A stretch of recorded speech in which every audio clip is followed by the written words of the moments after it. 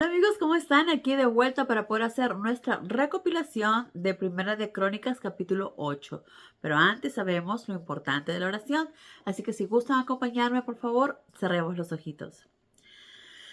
Gracias, Padre amado Jehová, por este maravilloso día. Gracias por darnos un día más de vida y de salud, aunque muchas veces no lo merecemos, pero tú eres tan misericordioso, Padre, que nos das un día más para darnos cuenta de nuestros errores, de nuestras faltas, un día más para poder buscar la verdad, para poder hacer tu voluntad, un día más para poder glorificarte, alabarte, bendecirte, un día más para hacer tu voluntad, Padre. Perdona nuestras faltas, nuestros tropiezos, nuestras imperfecciones y líbranos de todo mal, Padre amado. Ayúdanos a hacer siempre tu voluntad. Guíanos en cada momento.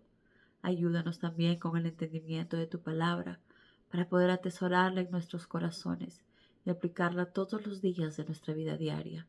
Dejamos todo en tus manos y te pedimos todo esto en el nombre de Cristo Jesús, tu Hijo amado. Amén. Muy bien amigos, entonces seguimos con la genealogía, como ya sabemos que es Crónicas. Entonces, tres cosas importantes que debemos resaltar en nuestra lectura. Primero, estábamos hablando, como ya sabemos, empezamos del capítulo 6 más o menos, a hablar acerca de los hijos de Israel, ¿verdad? Que son 12, que son la tribu, las 12 tribus. Entonces, estamos hablando ahora acerca de los hijos de Benjamín. Los hijos de Benjamín fueron 5. Bela, Ashbel, Ahara, Noa y Rafa, ¿verdad? Él tuvo 5 hijos. Y luego nos hablan de los siguientes hijos que tuvo Bela y los hijos que tuvo Ahod. Y también nos habla acerca de los hijos que tuvo Ahod, que fue jefes de los clanes que vivían en Geba y fueron capturados, dice, en guerras y desterrados a Manaat. ¿Quiénes fueron desterrados a Manaat? Fueron Naamán, Ahías, Gera, o que también se le llamaba Eglán, que es padre de Usa y Ayud. Entonces, recordemos que nuestro Padre, nuestro Dios Todopoderoso, quien usó a los seres humanos para hacer la Biblia, ¿verdad? A sus profetas para hacer crónicas, ponía exactamente quién era su papá, quién era su mamá, para saber de quién estaba hablando. Porque, por ejemplo, así como en el día de hoy, si hablamos de Luis o hablamos de María, hay miles de Marías y miles de Luises. Entonces, para ser específicos de qué Luis estamos hablando o de qué María estamos hablando, pues tenemos que saber quién fue su papá, su mamá, quiénes fueron sus abuelos. Así estamos a ciencia cierta de quién se está hablando, ¿verdad? O nos habla también de quién fue su tatarabuelo. Nos lleva hasta más atrás. Y así nos lleva hasta el comienzo, como hemos leído, desde Adán, ¿verdad? Entonces, qué importante es que Dios nos especifique acá para saber exactamente de quién está hablando, de qué persona, porque Dios quiere que conozcamos a estas personas, de sus aciertos y de sus desaciertos también, y cómo Dios los bendice, ¿verdad? Y cómo cada uno recibe también de acuerdo a sus acciones. Entonces, como les dije, ellos fueron capturados, los hijos de Ahod, que eran jefes de clanes, vivían en Geba, y fueron capturados en guerra y desterrados a Manahat. Quienes fueron desterrados fueron Naamán, Ahías, Gera, que también era Eglán, como les decía, y Saarim. Dice, Saarim se divorció de sus mujeres Usim y Baara, pero cuando llegó a la tierra de Moab, se casó y tuvo hijos con Odes. Odes le dio 7 hijos, que fueron Jobab, Sibia, Mesa, Malcán, Jeús, Cerquías y Mirma. Entonces, ¿por qué se divorció de estas dos esposas que tenía. Pues al parecer, las esposas no pudieron darle hijos. Y en ese tiempo estaba permitido que si la esposa no te daba hijos, tú podías separarte de ella. Entonces, tenías opción de también acostarte o dormir con una de las siervas de tu esposa. Pero al parecer, esas mujeres no pudieron tener hijos y quizás no tenían siervas o no quisieron hacerlo, no lo sabemos.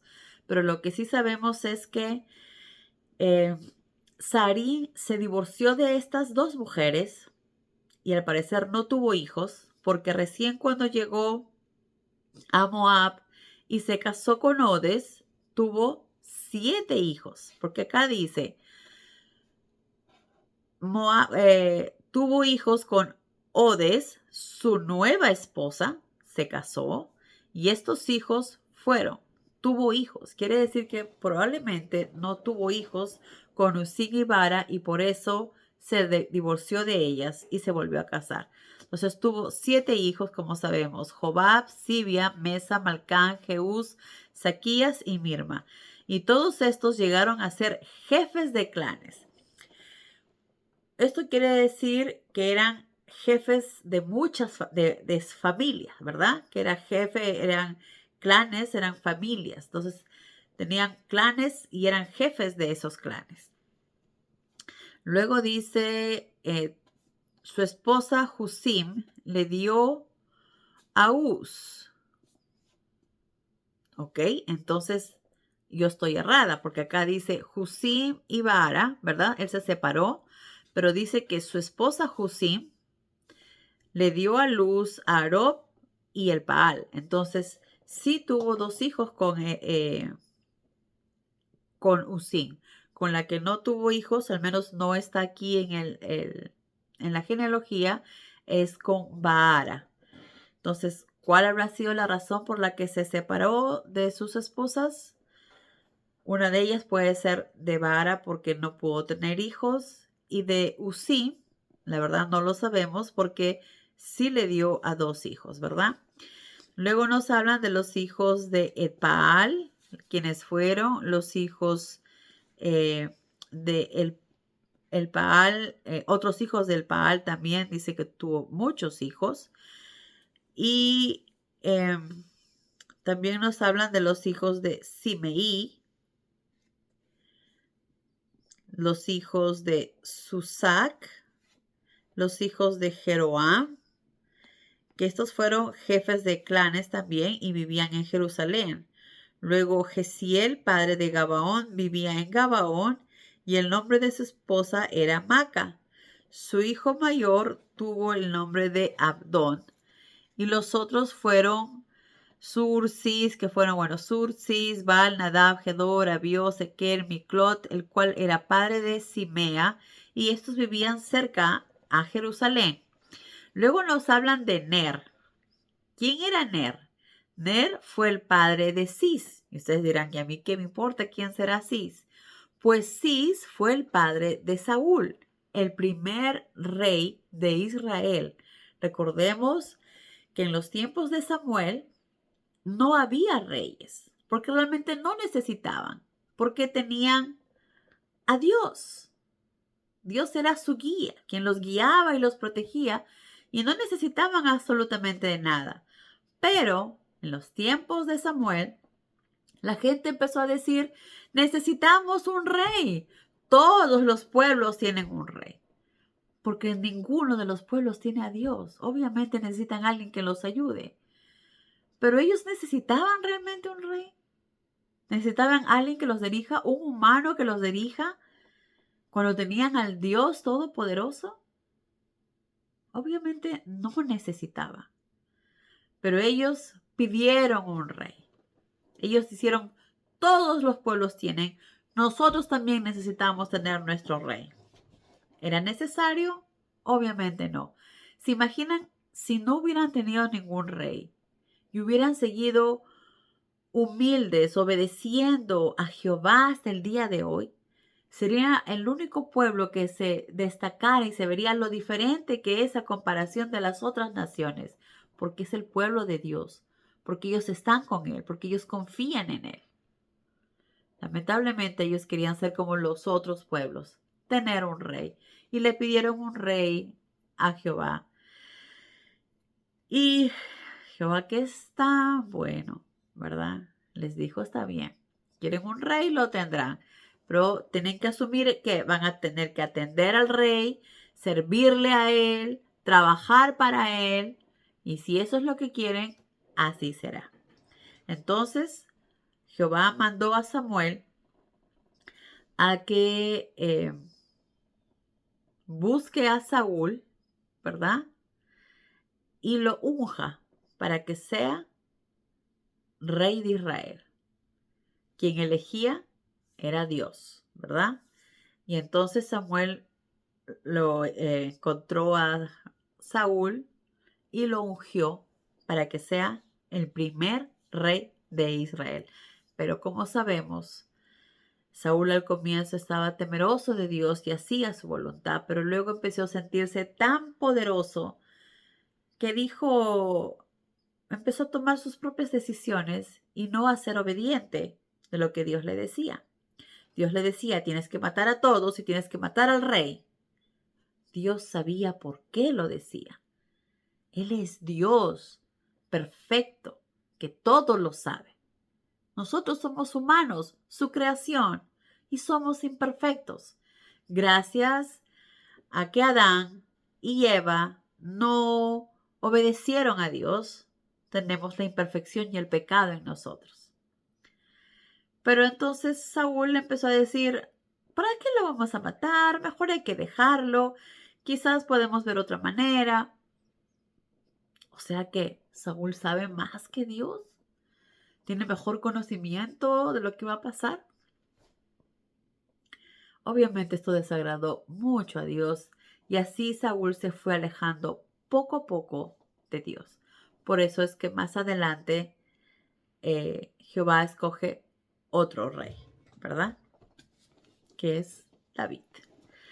Entonces ese fue Saúl, que Saúl tuvo 4 hijos, que fueron Jonatán, Malquisaúa, Abinadab y Esbal.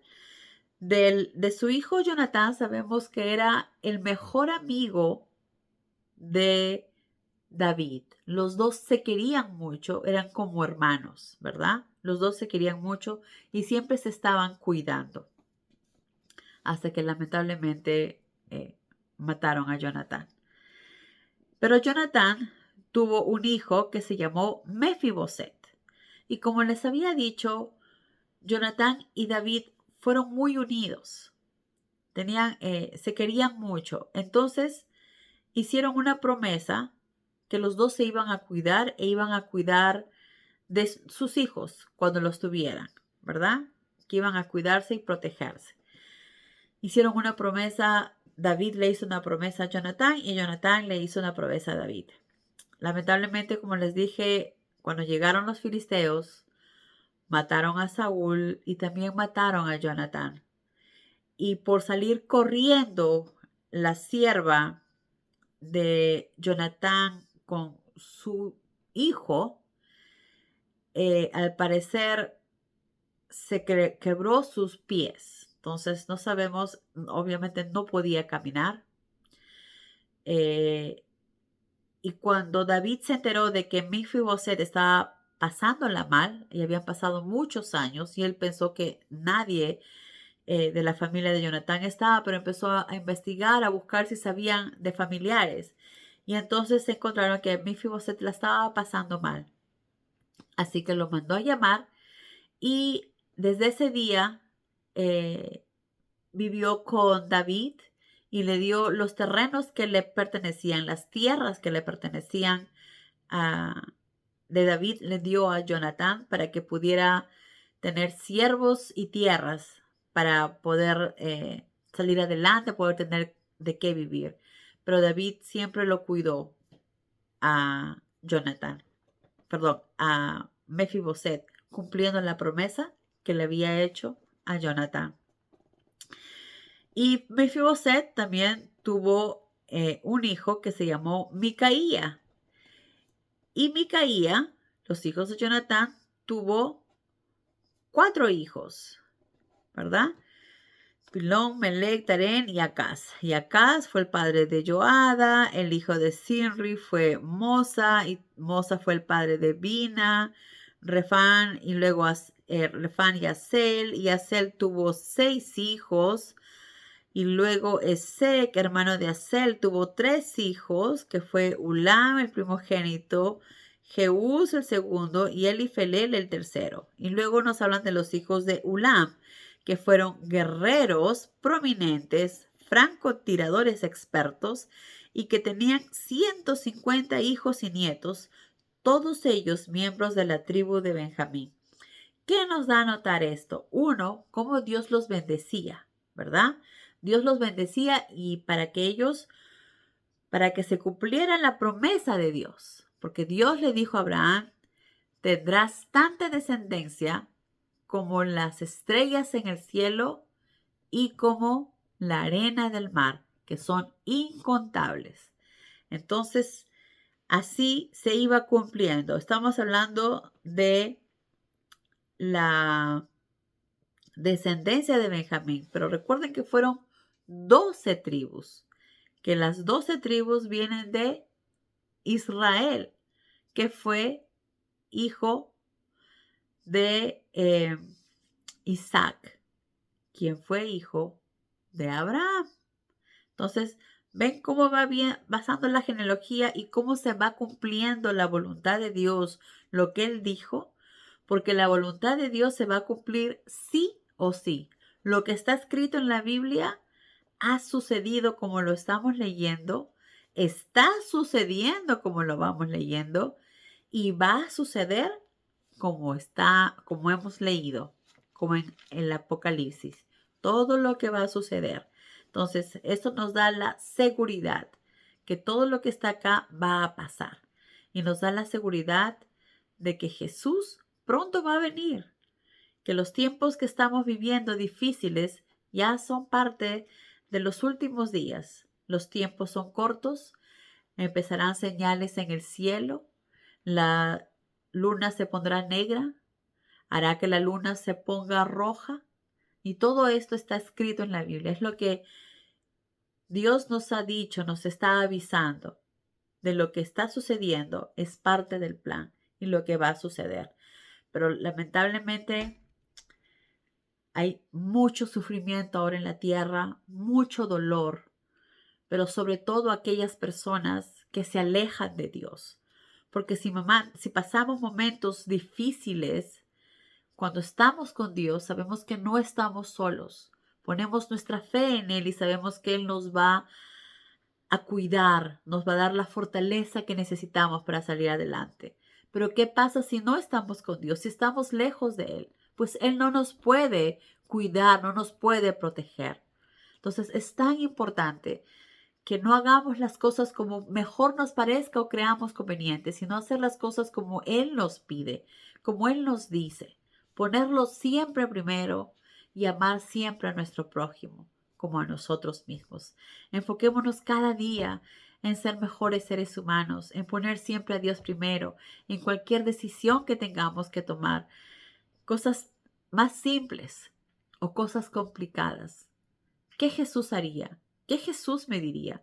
¿Qué Dios espera que yo haga? Y hagamos su voluntad y luego veremos las bendiciones que Dios nos da. Que Dios los bendiga, amigos. Adiós.